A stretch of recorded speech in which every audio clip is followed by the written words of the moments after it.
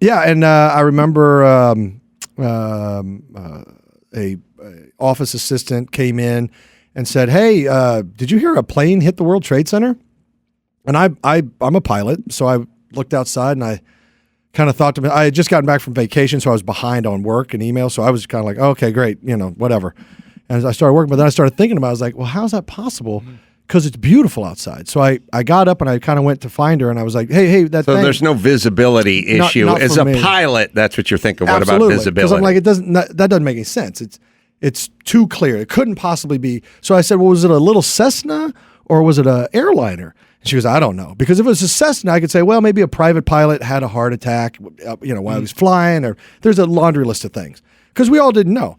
And she didn't know. So then I was like, well, I thought about blowing it off and going back to work, but then I was like, I'm curious. So I turn on the TV, New York 1 or whatever. And then all of a sudden you see how big the fire is. So I'm like, that's a airliner. That's, you don't do that with a Cessna. So I was like, holy shit.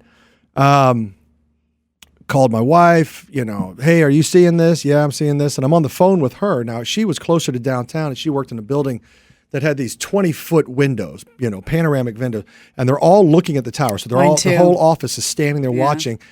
And then they all just screamed this blood-curdling scream when I was on the phone with my wife. It sounded awful. And I was like, what happened?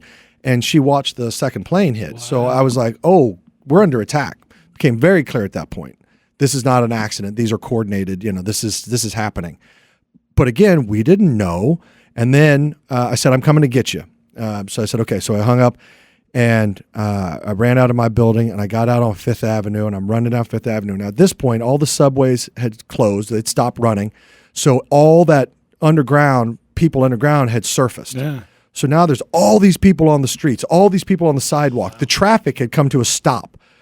Thousands of people on the sidewalk, traffic packed, not a sound.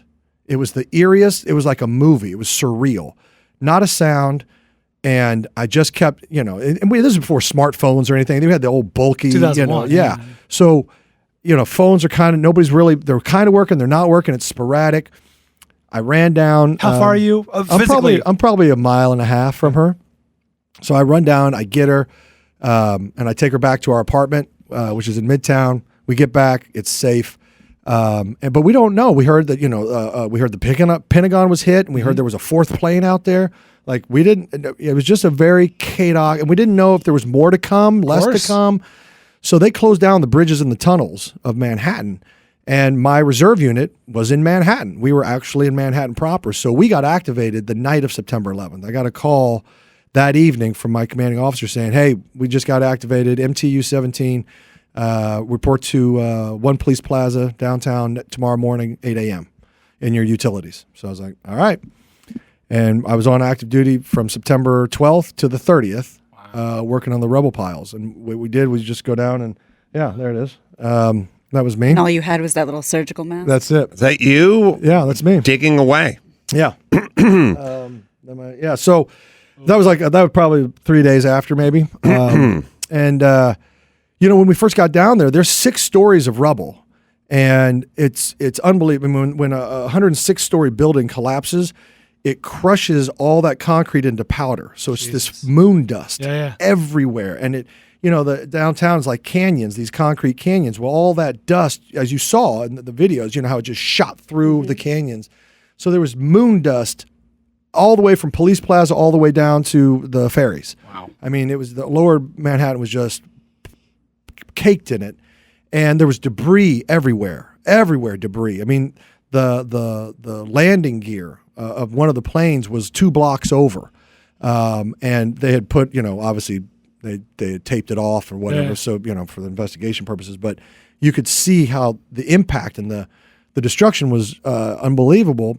And then the smell, all the fire trucks were burnt out, but they were still there. They were skeletons. So all the wheels were gone because of the flame, the fire, and but they were relics. It was a combat zone. It was massive destruction on a scale in Lower Manhattan you couldn't imagine. And the buildings surrounding the Twin Towers, they were all in jeopardy because it looked like a movie. It looked like Godzilla had taken a claw and scratched out the front of an entire building because a whole gaping hole It was right down the middle of this building. And so we're down there working, and we don't, those buildings can hold 50,000 people when they're full, each one. We thought at the time, now we remember we were going on very little intel, things were still unfolding. We thought there could be 20,000, 30,000 people dead, and there's missing people signs all over the place, and it was just awful. So we're down there, and we think there could be a bunch of survivors in this 6 stories of rubble. So we can't bring in heavy machinery. We can't bring in the bucket loaders. We can't, because you'll have cave-ins and all this stuff. So you had to go up by hand, like ants going up an anthill, and pass buckets up and pass buckets down and pass buckets up. And so we worked 12 hours on, 12 off, 12 on, 12 off, 12 on, 12 off from the 12th to the 18th. And then I think at that point it was considered no longer search and rescue. It was search and recovery because they had determined the heat and the lack of food or water. So at that point they switched it and they were able to bring in some of the bucket loaders. But I'm telling you, while we were up there working, they would drop listening devices in and they would blow a whistle, which means everybody be quiet. And you could hear a pin drop down there. And they'd have the listening devices and they'd listen for about 2 or 3 minutes. If they heard nothing, back to work. So everything started again. And then they think they heard something, so they dropped listening devices. We'd all stop. Then they had an old-time air horn, like a World War II, air raid siren. Yeah. And if they fired that up, it meant get out of there because one of the buildings was threatening to collapse. Because I think like a day after, maybe 2 days after, one of the buildings did collapse. So there was buildings that were not safe. And they would fire that thing up every now and then because the winds would get something or, I don't know. But it was all we knew is when they sounded that horn, boogie. Yep. And so sure enough, I remember one time they blew that thing and we all started running off the piles and we're running down the street trying to get out to the sides. And they have those, portable night lights, or spotlights or whatever, but they're on wheels. It's like a generator with a big spotlight on it. Mm-hmm. But it has that long hook for the trailer. Yeah. Sure. Right? So they had that anchored because, for the night work. Yeah. Right. And as we come off the piles, you came around the corner and, it's a bum rush because you think the building's going to collapse. And I got my legs pinched between the neck of the trailer and everybody pushing behind me. And there was that split moment where it's like, they're going to break my legs because there's too much there's too many, the rush is too much and they don't see I'm pinched up against this thing. So I gave it my best basketball, Charles Barkley ass drive, elbow drive. I totally took the loop. I took the paint and I jammed everybody back, but I did it enough to get my legs over the thing and then stood up on the thing, telling people to go around it. Because that's how scary it. Everybody's on pins and needles. It was a very tricky time. And then after the 18th, I ended up working at Police Plaza, coordinating military civilian efforts. But as far as like cadaver dogs and things like that. And that was, and I worked there till the 30th. Now I had a very high security clearance for my job. So I knew we were at war. I was a captain. I knew they were going to need people. So I volunteered to go back on active duty and it didn't take long. Central Command picked me up pretty quickly. I got my orders on November 10th and reported to Central Command on November 17th. And then I was in Afghanistan November 30th of 2001. So it didn't take long. Was, so a couple things. Not since Doug Benson's story have I seen this kind of intensity and I don't use the word hero, but I did it with Doug. Oh no, wait, he smoked pot. That's right. He was just watching TV. But anyway, did you find anything? How many people were there working physically on the brick by brick sort of dismantling of the 6-story pile of rubble? Like how many souls were just sort of on the pile a couple days afterward, would you say? Oh, there were several hundred. Probably, I would guess probably in the 500 range. And is there anything you found that haunts you or that would be considered like a personal effect versus, something that was masonry based? No, I mean, there was, when we would take our breaks, I would go over by the old church down by Wall Street there. Mm-hmm. You just kind of hydrate, have some water, grab a bite to eat before you go back.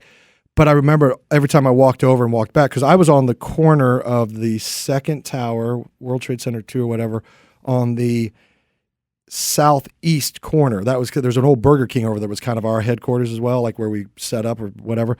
And our little trail kind of went up that side, but everybody had different places to kind of report to, and that was that's where I worked out of. But as I would walk to a break or as I would walk back, there were pictures from people's cubicles. Yeah. Everywhere. You pick up family pictures. You could pick up stuff from Cantor Fitzgerald, like old memos. Literally, it was this sort of litter from the site that just blown around everywhere. Yeah. I was there too, obviously not doing what you were doing, but living downtown and working downtown, saw everything you saw, and for weeks and weeks the paperwork that was flying around, it was just, you just got used to it. It was everywhere.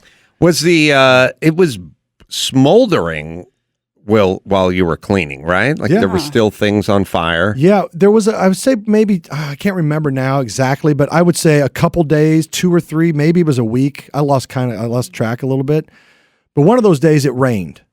And it turned a lot of that moon dust into a paste. Yeah. And that had a very distinct smell to it. We've all smelled wet concrete or whatever, but when that rain hit the moon dust, made it into that paste, there was always that burning metal smell. It's like really sour, like pungent and sour. Yeah, it's a very distinct smell, and probably never smell it again, I hope. But yeah, it was very distinct. And then that pasty, concretey smell.